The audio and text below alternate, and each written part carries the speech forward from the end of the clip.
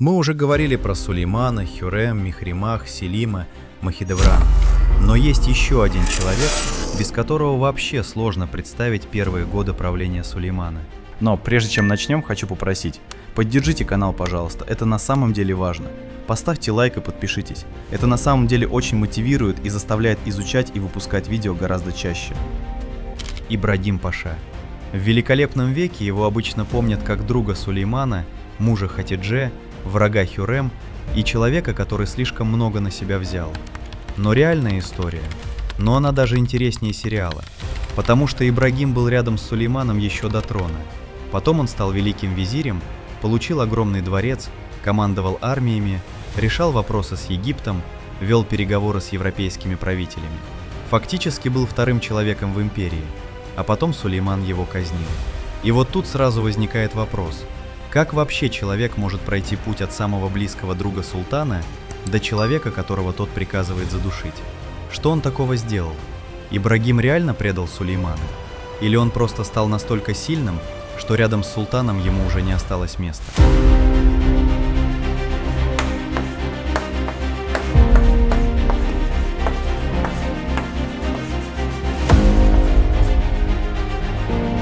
Про раннюю жизнь Ибрагима много легенд.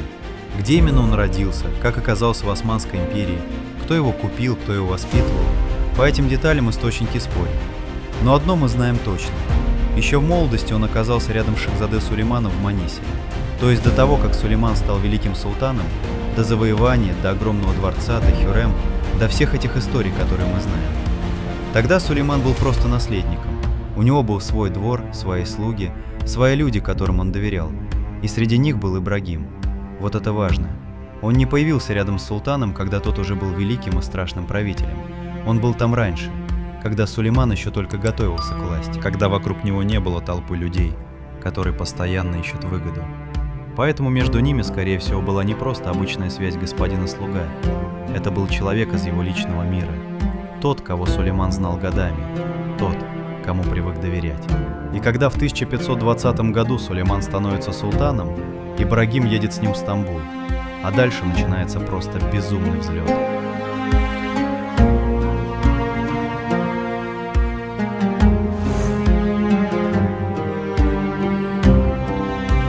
Обычно в огромной империи карьера строится медленно. Ты годами служишь, проходишь должности, доказываешь, что умеешь управлять, а потом, может быть когда-нибудь, получаешь власть. У Ибрагима все пошло намного быстрее. Он получает важные дворцовые должности, участвует в походах, а в 1523 году Сулейман назначает его великим визирем. Это был очень серьезный момент. Великий визирь не просто советник. Это человек, через которого проходит управление империей. Армия, финансы, чиновники, дипломатия, суды, документы, послы. И представь реакцию старой элиты.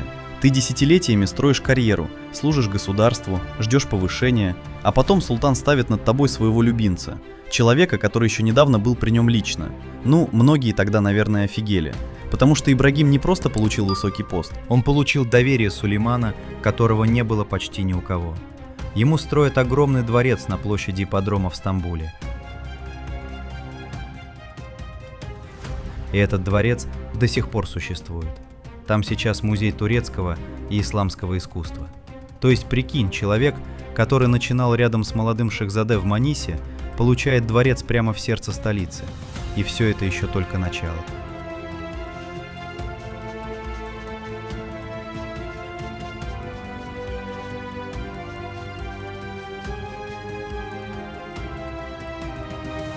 Тут можно было бы сказать: ну все понятно, любимец султана, живет красиво, носит дорогие вещи, строит дворцы.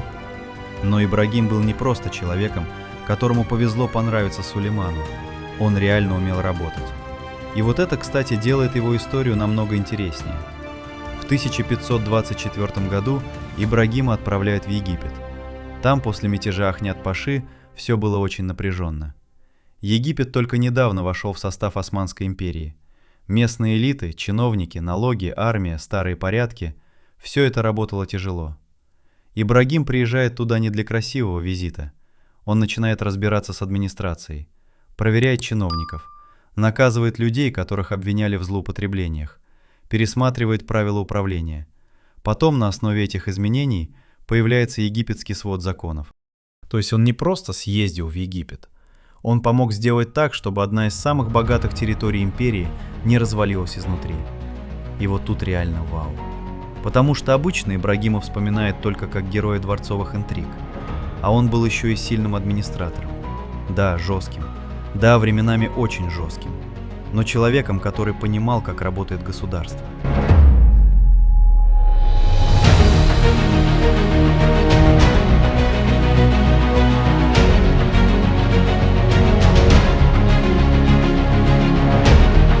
Потом Ибрагим становится лицом Османской империи не только внутри страны. Его начинают знать в Европе. Он участвует в походах, он ведет переговоры, он общается с послами. Он показывает европейским правителям, что перед ними не просто министр, а представитель огромной силы.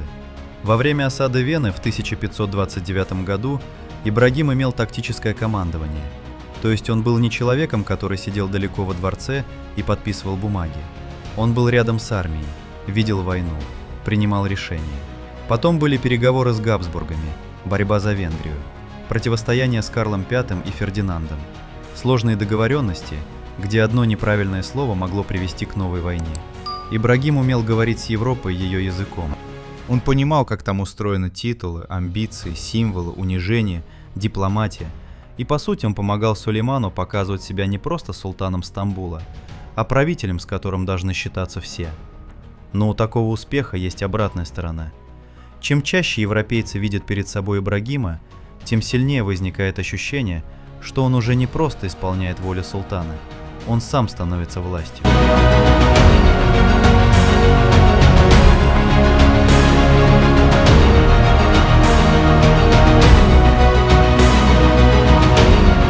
Вот тут начинается самое опасное. Ибрагим был настолько влиятельным, что некоторые современники буквально воспринимали его как второго правителя империи.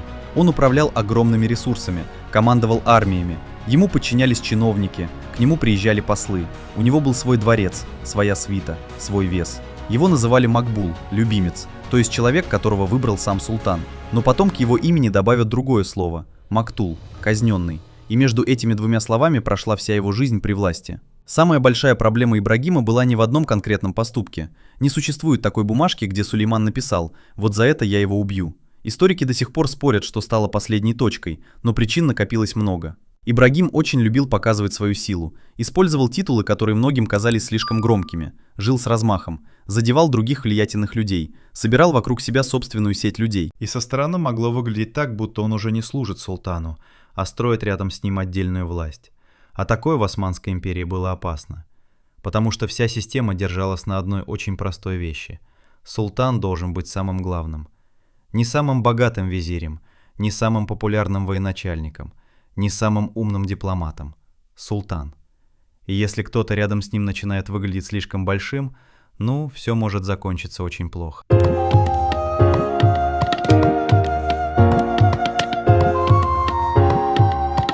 В 1534 году начинается большой поход против сефевидского Ирана.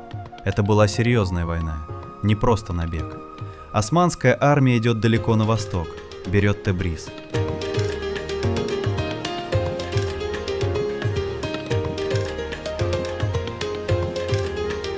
Потом входит в Багдад.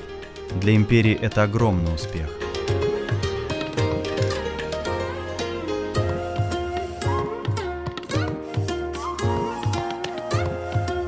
Но именно во время этой кампании вокруг Ибрагима становится все больше напряжения.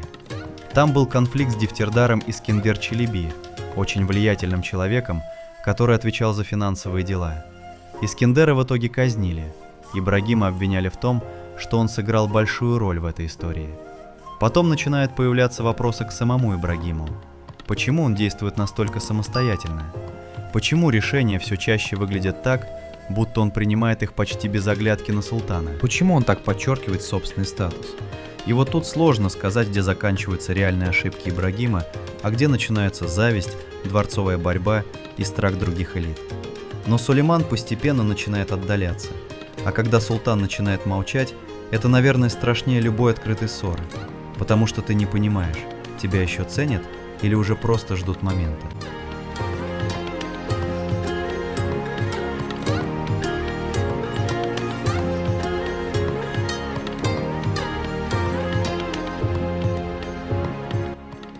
В марте 1536 года Ибрагим все еще находится в Стамбуле. Он все еще великий визирь, все еще один из самых влиятельных людей империи. И со стороны, возможно, кажется, что ничего критического не происходит. А потом приходит приказ. Ибрагима задушили по распоряжению Сулеймана.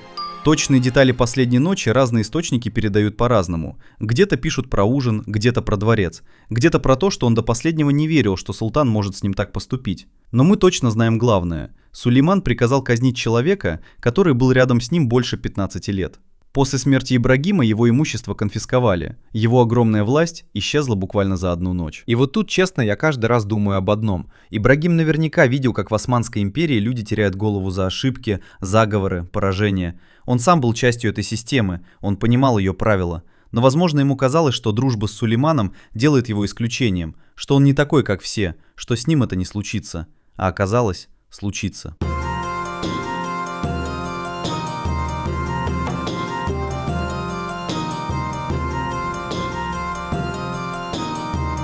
Ну и теперь главный вопрос, который все задают. А Хюррем тут при чем? В сериалах все просто. Хюррем ненавидит Ибрагима. Ибрагим мешает Хюррем, значит, она добивается его смерти. Но в реальной истории мы не можем говорить об этом так уверенно. Да, Хюррем и Ибрагим были политическими соперниками.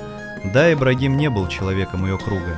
Да, усиление Хюррем и ее семьи могло быть ему невыгодно. Но прямого доказательства, что именно Хюррем убедила Сулеймана казнить Ибрагима, нет. Приказ отдал Сулейман, и причины, скорее всего, копились годами. Слишком большая власть, слишком громкие титулы, слишком самостоятельная политика, слишком много людей, вокруг которым Ибрагим мешал. И, возможно, самое страшное, Сулейман увидел в нем не старого друга, а человека, который начал жить так, будто сам почти султан.